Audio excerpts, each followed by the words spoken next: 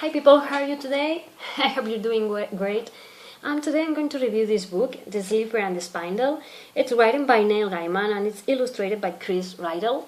And this book is very beautiful. I mean, you can see the cover that it has this sort of translucent paper and you can see the drawing underneath.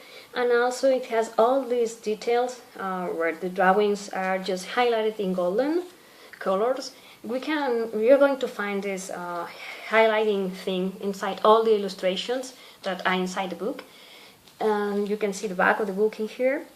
And this little legend says, she was one of those forest witches, driven to the margins 1,000 years ago, and a bad lot. She cursed the baby at birth, certain when the girl was 18, she would break her finger and sleep forever. So this is kind of a retelling of two princesses. One is the Sleeping Beauty, as you can see here, and the other one it's kind of Snow White. The name is not said, but as you can see, using here it says, names are in short supply in this telling, because the queen had a name, but nowadays people only ever call her Your Majesty. So she's called the queen, but you can see that she's Snow White because she always travels with the dwarves and she has black hair, red lips, white skin. So if you're familiar with the tale of Snow White, you know that that's her. And also, well, you have the other one, that's Sleeping Beauty, because there's a lot of discussion about the wigs that cursed her when she was born, so you know that's her. So I love this edition because it has a lot of beautiful drawings, all of them with golden highlights that just help to make it more beautiful and more, you know, eye-catching. I also love how sometimes there are some sentences that have power inside all the text, and they are just, you know, putting here with a drawing like this one. Each hammer blow sounded like a heartbeat.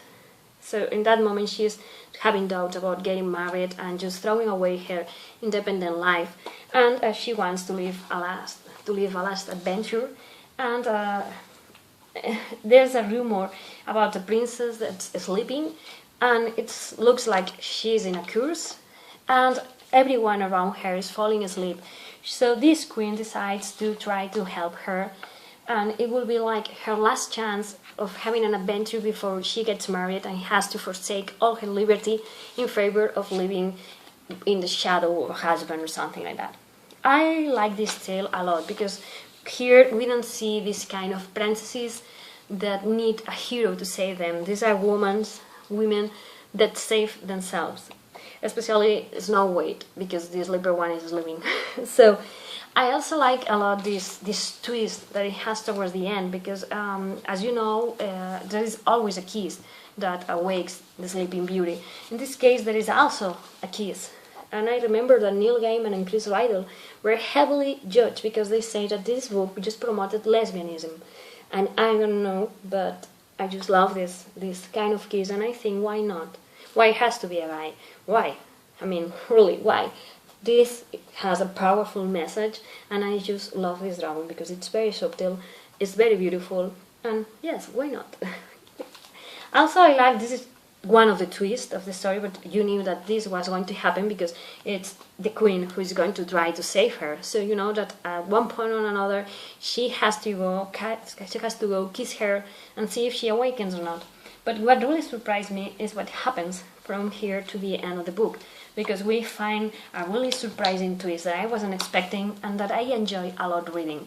So my only downside to this book is that it's so small that when it was, I mean, you read like, boom, and it's like, I want more, because it's very beautiful. I love how the story is told, and I also love all these little drawings that accompany us in our journey. It's beautiful. I mean, sometimes you have the capital letters just drawn and highlighted with golden flowers or whatever it is, and then these ones are highlighting by it's called the Spindle.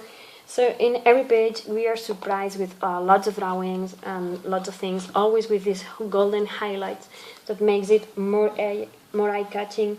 These little flowers, I mean, it's beautiful, really beautiful. I just love everything about this book. I mean, it's amazing. I don't want to go toward this way because I can't show you a spoiler without wanting but see, it's amazing. And you can see that in this one, for instance, there's a lot of people on it and a lot of detail, and it's completely amazing. I love it. I know that this story, The Sleeper and the Spindle, is not new. Neil Gaiman already published it in a book of short stories, and he decided to republish it, siding with Chris Riddle. He also has done some illustrations in Coraline and the Graveyard book, and I don't know if he has illustrated any more Neil Gaiman books, but I think that maybe he has, but I don't remember the titles. So they decided to do this book, fully illustrated, and for me this book is just a win-win.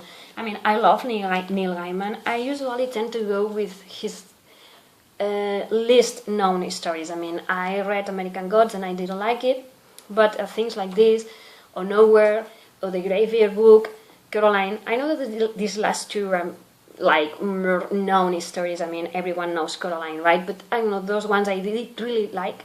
But I have found like American Gods and things like that, they're not my thing. But this one is just a very beautiful story. It's a very short book. As I say, it's the only downside that I see, because I wanted it to last like, I don't know, because it's so beautiful. I wanted it to last not forever, but for a bit longer, because it's really amazing to see all these nice drawings just accompanying the text, and it makes it all very sweet. And also, I don't know, I found these drawings to be very beautiful and very heartfelt. And also it has like dark touches.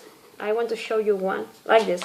See, we have the Queen, all the luxury, and these dark touches just highlighted in golden about the schools, with the schools and all of this.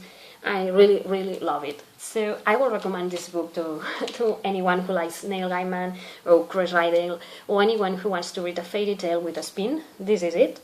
It's published by Bloomsbury, and its price, it was like £13. So that's it.